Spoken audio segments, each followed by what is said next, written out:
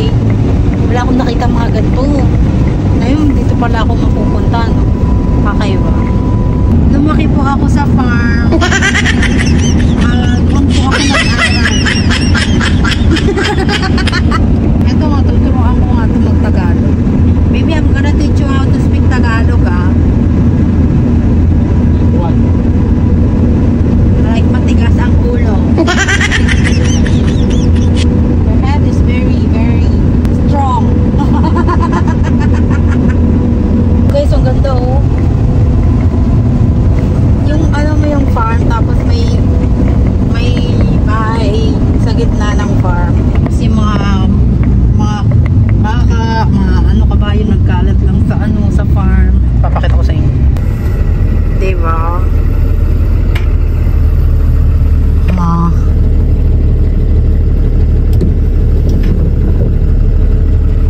Dito may construction eh, kaya meron, nilagyan nila ng stoplight. Kasi merong construction na ginagawa. Ayan yung mga bahay, oh, diba? Aking asawa, napakabait. You should teach them how to do math. 1 plus 1. 1 plus 1 is 11. Dapat hindi ako sasama sa kanya. Sabi ko, baby, I'm not going because I feel my neck is hurting on my back because of this chair. We're sitting for 12 hours every day. Sabi ko, magpapahinga ako. Kaya lang kasi 2 days siya mawawala. Sabi ko, baka mamaya hindi ako makatulog. So, sasama na lang ako. How's your new chair working now? It's good. It's so comfortable? Better than the old one? Okay. Pero ito nga guys, kasi nagpa-file na kami ng ng green card na kami. So nag-requirements kami kahapon. Tapos ang mga requirements yung binigay sa iyo ng St. Luke's na result doon sa medical, yung mga in-injection sa iyo. Kailangan pala yun, requirements pala yun. At saka tag dito, may online na akong ginawa, yung I-94. Tuturuan ko kayo pagka uwi ko kung paano kumuha ng ganun. Napakadali lang. Tapos marriage license, yun, need din yun. Basta ano ko sa inyo kasi ano na nga kami, diba, tapos na nga kami ang pakasal. So ang ganapan naman for today's video yung green card, diba? Ang taray ng green card, napakamahal. Bakit ang mahal na gano'n? Siguro pagka tumagal-tagal pa, mas lalong magmamahal pa lalo, no? Kasi balita ako daw magmamahal din daw yung mga medical eh. At saka yung mga fee ng ng visa, magmamahal talaga. Napakamahal lang ngayon. Hindi ko alam bakit dapat hindi nila minamahal yung mga ganyan-ganyan. Diba? Tama ba ako? Kasi feel ko lang kaya siguro ginagawa nila yan para kasi yung taong pupunta dito sa US parang no choice na magbabayad talaga no? Kaya ginagawang road Eklabo. Parang no choice talaga yung tao rito magbabayad ka talaga diba? Tsaka dadaan ka talaga sa process ng mga ganyan-ganyan. Pero alam mo nung una nung plano namin dati nung nag-COVID nga, hindi siya makalabas. Hindi rin ako makalabas ng bansa. Ay, hindi siya makapunta sa Philippines kasi yung Philippines nga naka-lockdown, parang gano'n.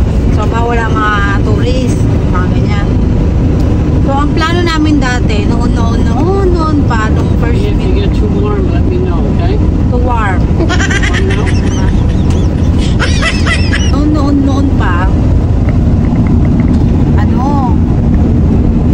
bahala kanyang pumunta sa Mexico. Tapos makapuntahin niya ako sa Mexico. Kasi yung borders doon, parang ewan ko parang hindi siya masyadong mahigpit. Alam mo yun, napapanood mo sa TV na yung borders nila, yung parang rehas lang na pwede kang pumasok.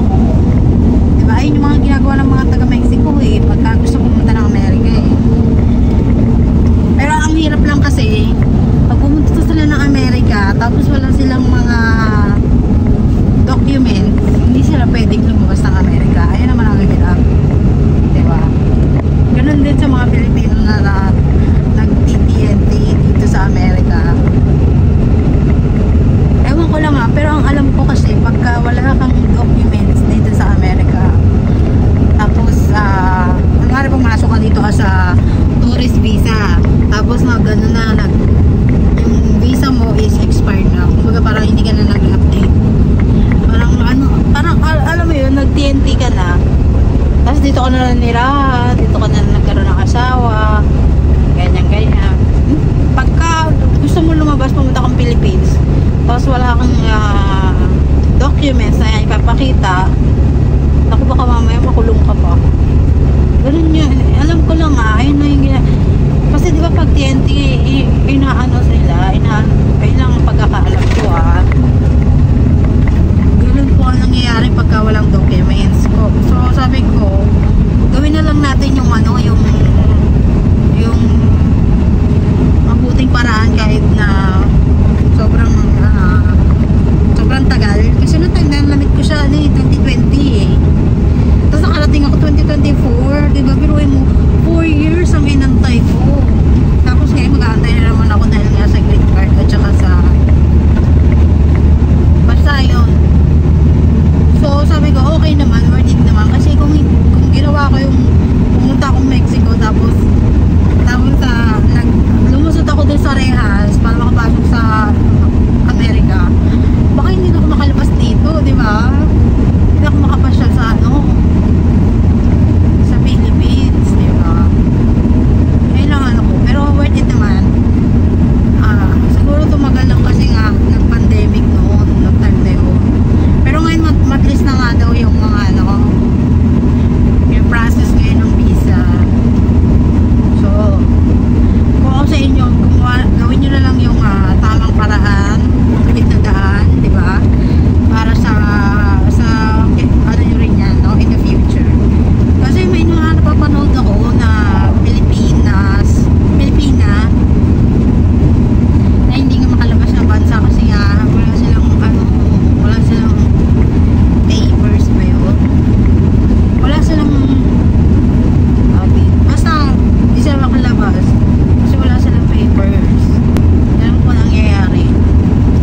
Kaya kahit gusto man nila pumunta ng Philippines, hindi sila makapunta kasi bawal diba? Ganun po ang sitwasyon. Okay na rin yan yung ginawa namin, no? At least kahit nagantay kami ng ganito katagal, diba? Worth it naman. Tsaka hindi ko pinagsisisihan kasi nung time na 2020 tsaka 2022 like 2 years yata kami 2 years kami LDR. Yung hindi ba nagmi-meet sa lang, cellphone lang. Puro kung na-meet ko siya ng napakaaga tapos nagpakasal ako agad. Tapos hindi ko siya kilala masyado. Pangit na yung ugali niya, ganyan. So, parang okay na rin kasi ngayon nakilala ko siya tayo na nag-LDR kami, lalo ko siya nakilala, diba? So, okay na rin pala. Kasi minsan nga, diba sabi nila, ang Diyos gumagawa ng mas magandang plano kaysa sa'yo, diba? Kahit hindi mo man gustuin. Ikaw ba gugustuin mo mag-LDR kayo ng boyfriend mo ng 2 years? Hindi nagmi-meet? Ikaw, gugustuin mo ba?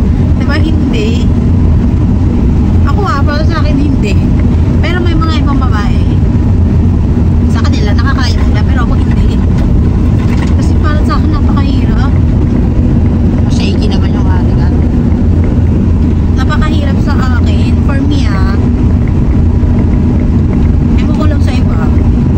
Medyo maulan ngayon, dapat magluluto ako ng lugaw. Kaya lang kasi yung nakita ko yung talong ko doon sa ref, malapit na mabulok. So, tinorta ko. Kasi nga itong mga nakaraang araw, panay-kain kami sa labas. Sabi ko, ay, hindi mo nakakakain sa labas kasi ulan yan, di ba pagka nagde-deliver kami, sa truck kami, ang kakainin lang namin yung gasoline station food. Hindi yung gas. Yung gasoline station, mayroong parang store doon na pwede kang bumili ng pagkain na, diba? Dito usong-uso yun. Kasi dito nga walang mga tindahan at saka mga bibihira na yung mga restaurant dito. So, ang marami dito, gasoline station na may mga food store. Ang tawag nila, quick trip, ganyan. Sa quick trip, marami ka namang mabibili. Parang grocery store na rin na parang 7-Eleven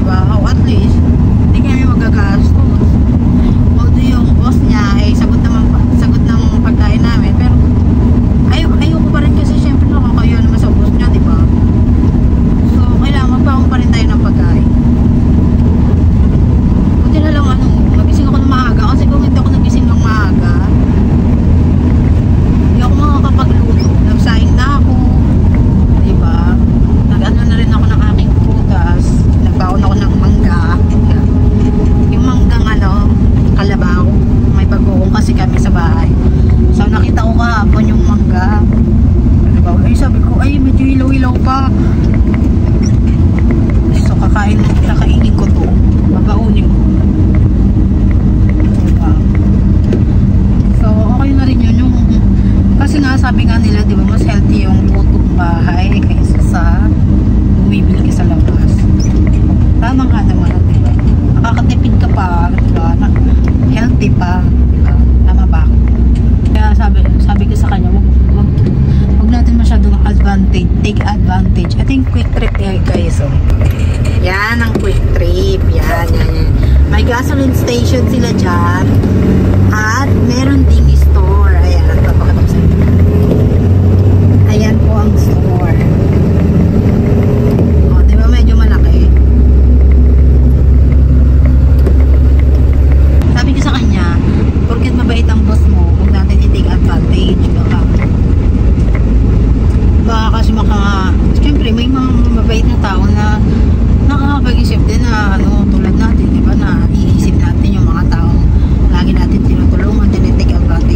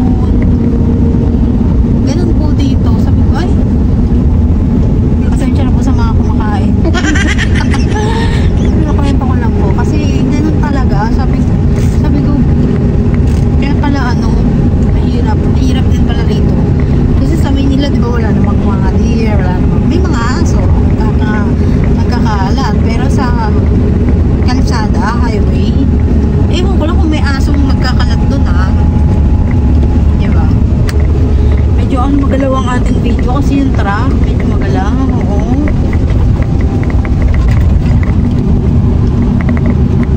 Nanginginig ang truck.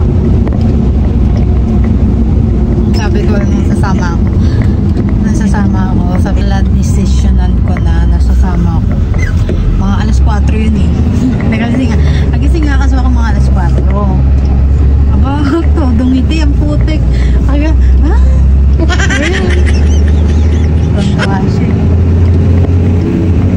Kasi ayaw ko rin mag-isa. Yung, alam mo yun, nasanay na akong kasama matulog siya araw-araw. Tapos, matutulog ka ng hindi siya kasama. Parang, sabi ko, okay lang. Kahit masakit na yung katawan ko. Ano pa rin, kasama pa rin ako. Kasi baka mamaya ang hirap kasi nang hindi ka makatulog. Alam mo yun, yung hindi ka makatulog. Pero pag kasama mo naman siya, bilis ko naman makatulog. Yung higa lang ako ng kama, tulog agad ako. Ayan, mga-farm na. Ito pang buhay. Diba? Alam, sabi ko, okay na yung buhay namin. Basta masaya lang ang importante. Masaya, walang sakit. Diba? Kaya lang naman talagang importante sa buhay. Diba? Naman tayong malaking pera sa bangko. At least, masaya tayo. Wala tayong sakit. Tama ba ako? Yeah. Kasi ang hirap kasi lumaban pagka mahirap ka na, may sakit ka pa. Parang ang hirap nun. Tama ba ako? Kasi ayun yung na-experience ng aming pamilya noon. So, umuulan ngayon. Sarap ng weather. Sarap kumain ng lugaw. Mamaya, bibilo ko ng soup. Kasi yung torta namin, masarap. Pagka kasi may prito ka, masarap siyang i-partner sa may mga soup. Diba? Tama ba ako? Lagi na lang ako may tawa, no? Wala na, chikahan lang tayo. Kaya sabi ko, ay salamat. Ito yung dream ko talaga noon pa na yung gusto kong, kasi lumaki kasi ako sa city eh. Hindi ko na-experience lumaki sa farm. Hindi ko kaya yun. Hindi ko na-experience lumaki sa farm. So, ang sinabi ko sa sarili ko noon pa, hindi ko pa nakikilala itong aking asawa. Sabi ko sana, pagka nag-asawa ako, gusto ko tumira sa wala masyadong tao.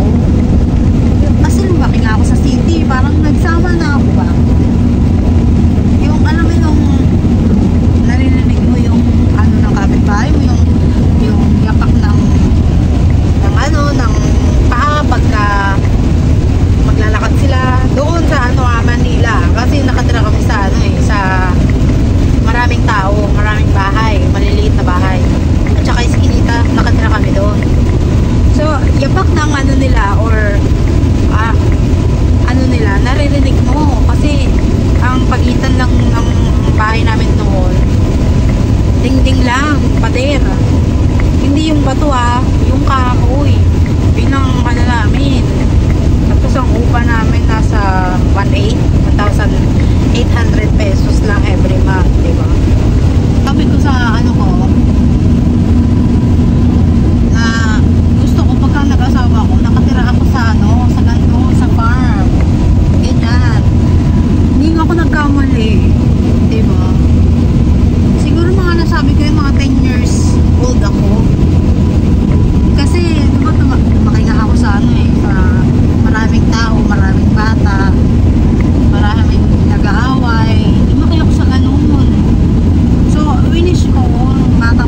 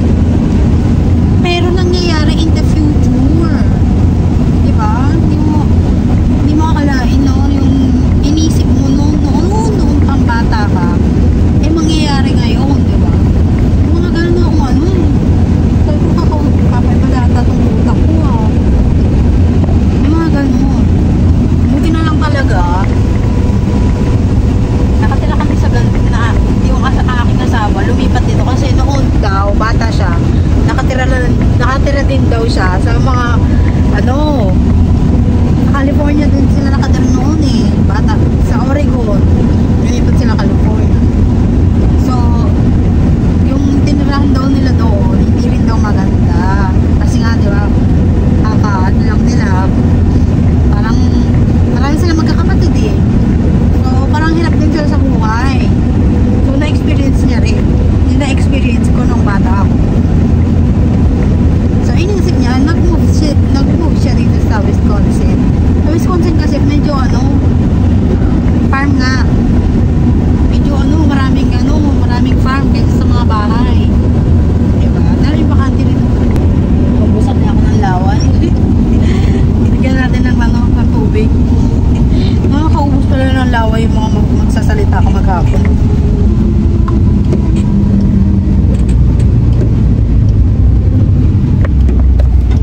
Kaya dun sa mga teacher na maghapon nagsasalita, nagtuturo, bilib ako dyan. Mahirap na talaga magturo talaga ng ganito, sa salita ka na maghapon 8 hours, 10 hours paminsan. Diba nakakaano rin pala talaga, nakakatuyo ng lalamunan. Kaya bilib ako sa mga teacher na walang humpay na magturo, diba? Nakakatuwa yung mga teacher na yan. Kasi yung aking dalawang pinsan teacher, sabi ko paano nila nakakaya yun, no? Maghapon sila nagsasalita, diba?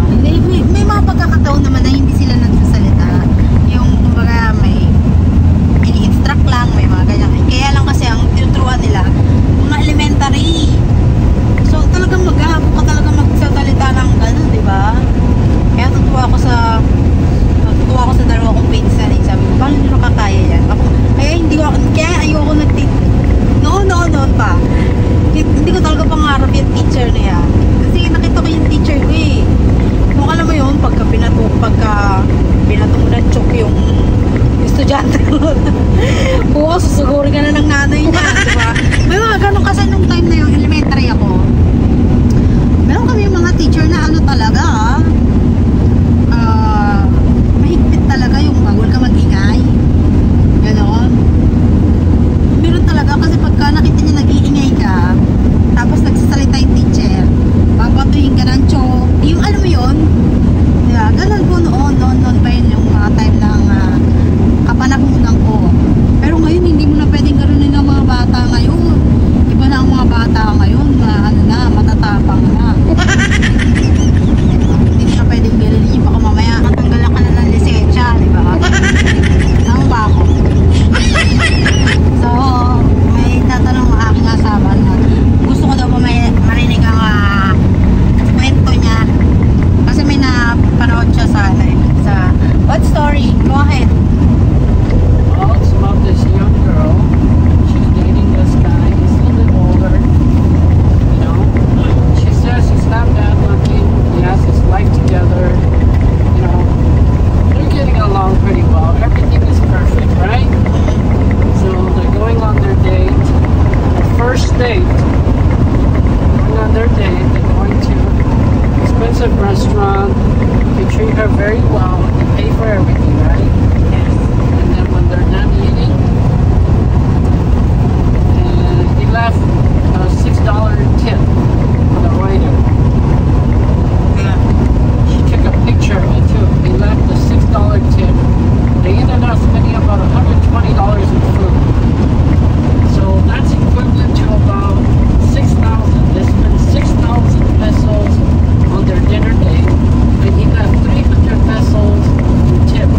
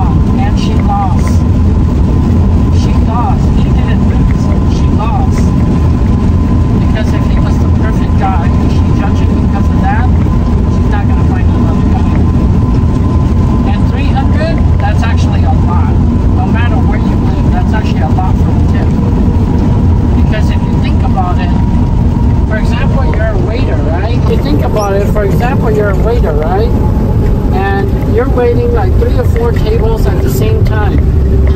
And all 4 tables, let's just say 4 tables, you wait 4 tables for 1 hour, right? And each of them give you a 300 tip, or 300 times 12. That's 1,200. 1,200 per hour, that's not bad at all. That's very good. Most people don't even make that in 1 hour. So I don't really see what she's complaining about. And most of the time the standard is not even 300. The standard is 100 to 150 pesos only. Sometimes 200. So if you're getting 300, that's pretty damn good. And when people do really good, I give them like 500. Are you gonna put some gasoline? Yeah, I'm gonna top it off. It's not empty, but I'm gonna top it off. So that way we don't have to make another stop later. And then we'll get something to eat real quick before we go. So, tinatanong niya ako kanina. Yung babae daw kasi, I'm gonna translate on Tagalog, ha? It's up to you. Yung babae daw kasi, nakipag-date sa lalaki. Napanood lang daw niya to sa ano, sa pinanonood niyan. Mahilig kasi tumanood sa mga ano podcast. Alam mo yung pinagtatawanan, na alam mo yung mga syunga-syunga daw, pinagtatawanan. Mga ganun, para daw natututo daw yung mga tao. Sabi ko, yung babae daw kasi, kwento niya sa akin, napanood niya, nakipag-date sa isang lalaki. Ngayon pumunta daw sila sa expensive restaurant. Ang bill daw nila is nasa 6,000 pesos. Tapos na sila kumain, di ba? Nag-iwan daw yung lalaki ng tip. Ang lalaki nagbayad ng 6,000 pesos. Nag-iwan pa ng tip doon sa kinainan nilang restaurant na 300 pesos. Kinonvert ko na sa peso para maintindihan nyo na, no? Siyempre, sa akin, for me, di ba, iba iba naman kasi. Sabi ko, baka mamaya, nakatira sila sa New York, sa mga expensive, nakatira sila sa mga expensive state, yung mga California, LA. Baka 300, maliit para sa kanila. So, yung babae daw, na turn off sa lalaki.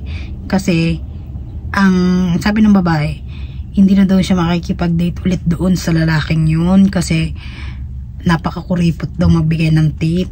Sabi ko, sabi niya, kwento niya sa akin na ayun daw sabi ng babae. So tinatanong niya ako ngayon kung sino ang tama, yung lalaki ba o yung babae. Sabi ko I think mali yung yung babae para umakto ng ganyan kasi una sa lahat hindi naman yung pinaghihirapan ng pera, di ba? Doon pa lang sa sa 6,000 pesos na dinner date nyo, malaki na yun. Kayong dalawa lang, 6,000, di ba? Malaki na yun. Kami pag nagde-date kami, nasa 1,000 lang eh. Di ba? Sa inyo, 6 na beses ang doble, di ba? So, yung babae daw, hindi na daw makikipag-date dun sa lalaki kasi nga daw, kuripot daw. So, pag ibig sabihin daw, hindi doon na-appreciate ng lalaki yung mga trabahador para magbigay ng are you done? Yeah. That's so quick! Yeah, because it's already full. I just top it off. So it's like 1.6 gallons only. That's like maybe 10 liters. Hindi daw na-appreciate ng lalaki yung Well, I mean, imagine if you met a guy for the first time and everything is good. He has his life together. He's not a loser. He's not a homeless guy. You know, he dresses nice. He treats you very well. You guys going to an expensive restaurant. Spends about 6,000 for dinner. excuse me. And then he gave a small, well, for her it was a small tip. She thought it was too small. Like, would you just do the same thing? Would say, oh, I'm not going back on a second date with this guy because, you know, I didn't like how much he leave the tip. It's so small. For her, maybe it's so small, but I think she didn't know anything. You ready? Yeah. Let's go. So, balikan ko. Bibili lang kami ng almusal namin, ha? Ayan, guys. Nakabalik lang namin. Ito po ang aking biniling breakfast. So, ito yung parang broccoli cheese soup. Bong sarap. Kain po. Here, why don't you drink this one since it's already open? We'll save this one for later. Medyo mainit-init pa. Yung gantong soup po, ganyang kaliit. $2.75. So, mahigit 100 pesos na. Diba, napakamahal. Kaya dito, kung dito ka titira, tapos yung sweldo mo medyo malaki-laki pagka kinonvert mo nga. Pero pag dito ka naman tumira, ganito po ang mangyayari sa inyo. So, balik tayo dun sa topic. Let's go to the topic. About the girl. Sabi ng girl, bilat. Sabi ng bilat. Sabi ng bilat. Ayaw na daw niya makapag-date dun sa lalaki ulit. Kasi, kuripot daw, magbigay ng tip. So, ang inisip niya, pag naging asawa daw niya yun, hindi daw niya papahalagaan. Kung baga parang hindi siya bibigyan ng pera. Parang kuripot daw ba. Ganun. Sabi ko, ganun pala yung mga tao rito sa Amerika. No? Hindi naman siguro lahat, no? Huwag natin lahatin. Baka mamaya kasi mabash ako. May mga ganun talagang tao na pagka lumaki ka sa marangyang buhay, yung mga ganun bagay, hindi mo na-appreciate yun. Kaya nga sabi ko nga, napaka-bless ko kasi lumaki ako sa mahirap na buhay. Kaya sa mga ganitong sitwasyon na sobrang appreciate ko talaga, diba? Kain po. Ito lagi lang ginakain namin yung pagka-almusal. Minsan naman hindi kami kumakain ng oh, this one is spicy. It's spicy? You like it? Very good. Mga gantong minsan hindi kami kumakain pagka alam namin kakain kami sa restaurant. O kaya hindi kami nabaon. Ganyan. Pero pagka ganitong normal, lang, kain sa quick trip, kahinga ng konti, pintuhan muna, ganyan ko laging gagawa namin. So ngayon natanong ako ni Paper kung tama daw ba yung ginawa ng babae. Sabi ko mali. Hindi dapat siya mag-base sa tip ng lalaki. Doon pa lang sa nagastos nila na 6,000 na dinner date, mahal na yun. Tapos doon siya nag-base sa may sa tip. Sa 300 pesos, malaki na rin yun. Pero siguro sa kanya, maliit daw. So doon siya nag-base. Kaya ang dami rin nagbabash doon sa babaeng yun. Dahil nang babash. Kaya nga sabi ko, may mga ganun talagang tao. Sabi ko, swerte ka na lang kasi nakuha mo. Hindi lumaki sa marangyang buhay. So lahat ng binibigay mo sa akin, lahat ng pina-experience mo sa akin, appreciate ko, diba? Tama ba ako? Kaya huwag kayo marami talagang foreigner na pumupunta sa Asian countries kasi nga old tradition. Ayan ang mga nagustuhan ng mga foreigner. Kaya lang malas mo lang talaga kung nakatagpo ka ng ng pamperang babae. May mga ganun kasi ipeperala yung foreigner, lulukohin lang, tapos may asawa palang Pinoy. Mga tama ako, may mga ganun eh. Tapos naghihiwalay sa tulpo. May mga ganun. Yung mga, ang sarap din ng mga nila, no? Ayan, no? May ham, may egg, parang pandesal to. Tapos ito, $3.99. Kung kukumpitin mo lahat ng binili namin, nasa 1,000 na. Higit pa. Tubig, pagkain. Ayan, 1,000 na yan. Diba? Kaya sabi ko sa inyo, pagka tumira talaga kayo sa ibang bansa, mahal talaga ang mga expenses. Diba?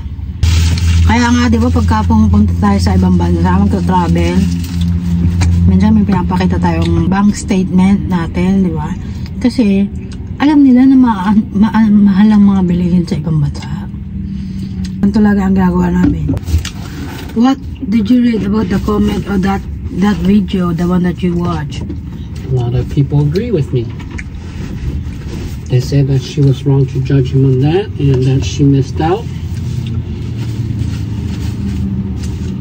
and that if she didn't agree and it was such a big deal, then she should have paid for the tip instead. He already paid for the food, she should at least pay for the tip. Because she was complaining about how wrong he did it, that what he did was wrong, it's not right. So a lot of people are saying that, well, if you don't think it's right, then you should make it right. Where did they live? Probably here in the US, because we're the only country that, you know, tips. In most countries, that's not a thing. Yeah. Tipping is a bonus. It's not really a thing. If you get a tip, it's just a bonus. It's not required. So this here is required? Well, here in the US, they would like you to do it. It's not required, but they would like you to do it. It's like an entitlement. Like they demand for you to do it. But I think that's wrong. It's wrong for you to force the customers to pay you. You know what I mean? Because it's already your job. You get hired to be a waiter or a waitress. It's already your job. Getting a tip is a bonus. Yeah. So if somebody leave you a 300 or 500 or even sometimes 1,000 tip, that's like really, really good. And if somebody only leaves you 100, you know, it's still money. If you don't want it, just give it back. If you don't think it's big enough and you don't want it, you don't like it, give it back. Why are you keeping it? If that's the case, I should be getting tip on my FedEx job because I make the deliveries to all the customers. I should get tip for this job too. But, you know, I don't, because it's already my job. I have to do it regardless. Tama. On top of that, they are not my employer, so they're not required to give me a tip. Just because you do a service doesn't mean that you're always gonna require a tip. Like in most other countries, they don't do that. Correct. In the Philippines, it's not required. I'm sure it's not, but it would be nice to get some, you know, but it's not required. If somebody give it to you, hey, great. But if they don't give it to you, it's no big deal. Yeah, I look at it that way. I just can't believe it that when I saw that post, I was like, nice. All right, you ready? Yep. So guys, mangga tsaka Hey, you what is brought this? fruits, cherries. Cherries. Diba? May mga ngata ako mamaya. Deliver na kami! Dito na tayo. So thank you for watching this vlog and I hope you enjoy our lifestyle, you know.